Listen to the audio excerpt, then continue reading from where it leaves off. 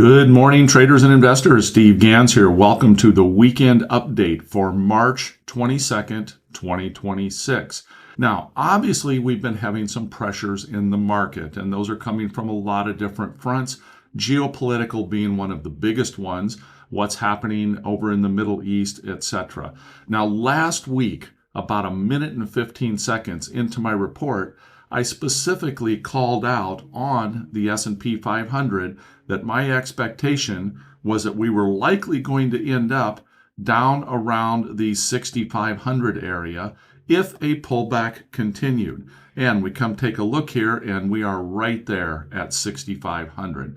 Now, that may be a technical area of support, but we're going to have to see. Obviously, geopolitical events will trump, pun intended, what's happening out there in the world as far as the technical analysis goes. But right now, pure technical analysis, that is a support area because we bounced around there, finally broke out after 2 or 3 hits, and then we came back to it twice there, twice here, and now here. So we're just going to have to see how that plays out. Some things that make this look a little bit dicey, though. If that does not hold, I think the next possible line in the sand, if you will, is going to be around that 63.50 range. And if that folds, then I think we're looking all the way down here at around 6,100, 6,150, somewhere in that general area. Now, some things here that in my mind don't look real good is I think it's important to look at this massive bar here on Friday. So lots and lots of volume. Now, there was quadruple witching there as well. So that bar is always going to be bigger when you have different options expiring all on the same day.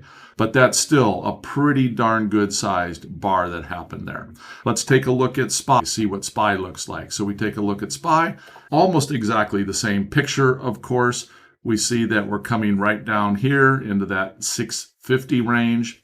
Also elevated volume, S&P 500. The S&P contracts, of course, changed recently, but this is the composite contract where it puts all of them together. Same story here. We're coming right back to what had been prior support. So this week's going to be pretty important to see how that holds up. A breakdown through that isn't of huge concern to me because that can and does happen. It's where we end up at the end of the day. We really need to see if we do break down, do we rebound to where we stay above that 6,500 mark come the end of the day? So that's going to be an important thing to keep an eye out on. Let's take a look at VIX or volatility. Now, this is working a little bit in our favor, maybe. While volatility was up on Friday, and it was a little higher than it had previously been, it's not as high as it was a couple weeks ago. So the overall fear in the market is not quite as high yet. Maybe it'll get there, maybe it won't, not real sure. We take a look at Qs. Now the Qs are showing a little bit weaker. The Qs actually broke through that area considered to be potential support. Also did it on a little bit higher volume. Not dramatically higher volume, but certainly a little bit higher volume. And they came down here with some speed on Friday. And they closed lower on the day as well. In other words, while we did have a sizable down move, there wasn't a whole lot of rebounding that happened there in the Qs late in the day. Also a sign of weakness. Volatility in the Qs, same thing though, we didn't break these old highs from a volatility standpoint. We tried to get up there, didn't quite do it. So Monday's going to tell us a lot as to whether or not those levels hold, and if we do break through and we hit new highs in volatility, I think we're definitely moving down a little bit more during this week. IWM, again, IWM had been in a pretty solid uptrend where the others were more chopping sideways. However, it's starting to crack as well.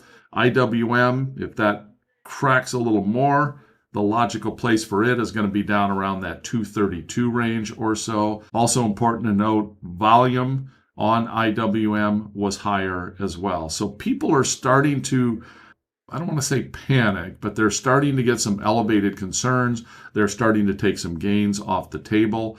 Now, we have in the S&P specifically, we have had about a roughly 7% pullback from our highs. Many times a correction area is considered about 10%, in that 8 to 10% range. And then many times that will stabilize as well, and you'll tend to get a rebound from there.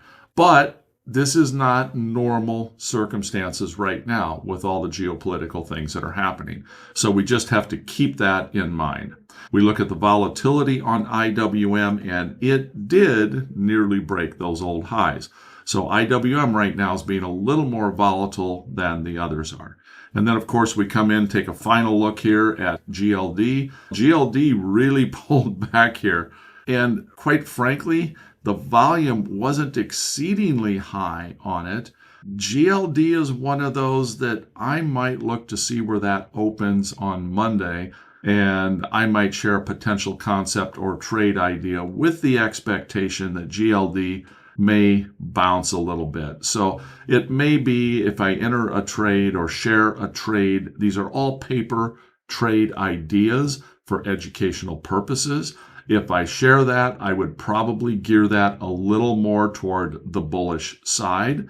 It might not be a full bullish trade like a bull put spread or something like that, but if it's a delta neutral oriented trade, it's going to be skewed a little bit to the bullish side, just because right here, I feel like we've got some pretty solid support. Multiple cup and handles here that kept breaking out, and then this massive run to the upside.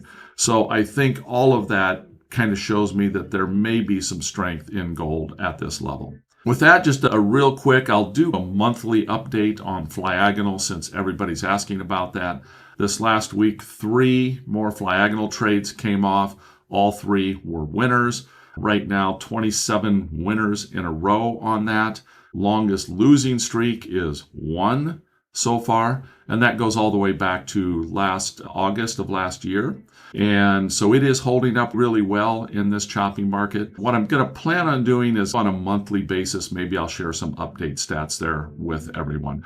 But I just always get the question of how does that trade hold up in a choppy market? You were only trading it in a bull market. It's holding up really well in a choppy market also.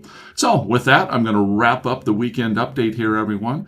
Please give me any comments. Like, subscribe if you would. I greatly appreciate it. And then, of course, you'll get all of the latest updates as I put them out. Take care.